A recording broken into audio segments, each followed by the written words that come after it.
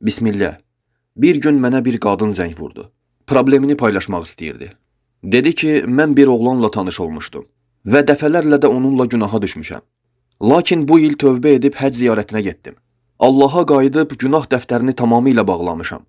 Artıq çox peşmanam və Rəbbimdən bağışlanma diləyirəm. Sizdən də nəsihət istəyirəm, şeyx.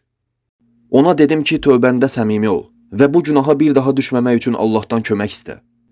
O fəryadla dedi ki, vallahi mən tövbəmdə səmimiyəm.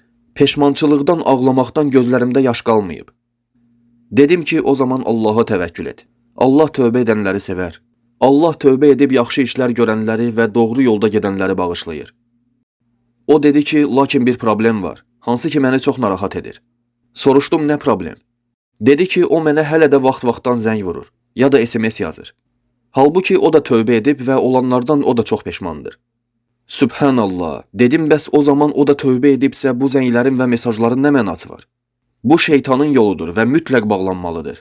Axı Allah Sübhanehu və Teala Quran-ı Kərimində buyurub ki, zinaya yaxınlaşmayın. Bəs siz neyniyirsiniz?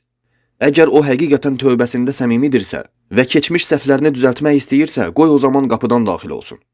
Yəni gözəl şəkildə gəlib səni ailəndən istəsin. Oğlanın nömrəsini alıb Allah üçün ona özüm zəng vurdum. Məsələni izah edib ona nəsihət etdim. Dedim ki, əgər sən də tövbəndə səmimisənsə və keçmiş səhvlərini düzəltmək istəyirsənsə, o zaman qapıdan daxil ol. Necə ki, Allah buyurub ki, evlərə qapıdan daxil olun. O, hər şeyi anladığını və bir daha belə bir şeyin təkrar olmayacağına dair mənə söz verdi. Bir xeyli zaman keçdikdən sonra mənə yenə həmin qadın zəng vurdu. Mən onun vəziyyəti ilə maraqlandım. Dedi ki, hər şey yaxşıdır. Sonra mən həmin oğlanla da maraqlandım. Dedi ki, xəbərim yoxdur. O artıq nə zəng vurur, nə də mesaj yazır. Bunu dedikdən sonra o bir müddət sükut etdi. Soruşdum ki, nə olub? O dedi ki, mən sizə o zaman hər şeyi tam danışmadım. Lənət olsun mənə. Allahdan utanmayıb etdiyim günahı sizə danışmaqdan utandım. Dedim ki, nədir ki o elə? O dedi ki, mən sizə demədim ki, mən evliyəm. Demədim ki, 3 dənə də uşağım var. Sübhanallah, mənim dilim tutuldu. Kaş mənim qulaqlarım kar olaydı da mən bunları eşitməyərdim. Kaş mənim gözlərim kör olaydı da mən bu ümmətin bu vəziyyətini görməyərdim. Vallahi ümmət olaraq günah bataqlığında batırıq və rəzillikdə də sərhəd tanımırıq. Biraz özümü ələ alıb soruşdum ki, bəs uşaqlar? Uşaqlar kimin uşaqlarıdır? Dedi ki, vallahi uşaqlar yoldaşımın uşaqlarıdır və bundan da əminəm. Hər gün Allaha tövbə edib bağışlanma diləyirəm. Hər dəfə yoldaşımı görəndə özümü küçədəki itdən daha dəyərsiz bilirəm.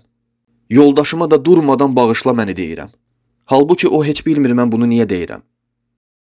Sübhanallah, əgər Allah səni bağışlamasa, vay sənin halına.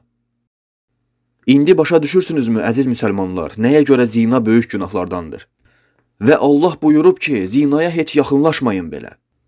Gördünüzmü ki, bir tək zina neçə nəfərin namusunu ləkələdi? Yoldaşının və heç nədən xəbərsiz olan uşaqların.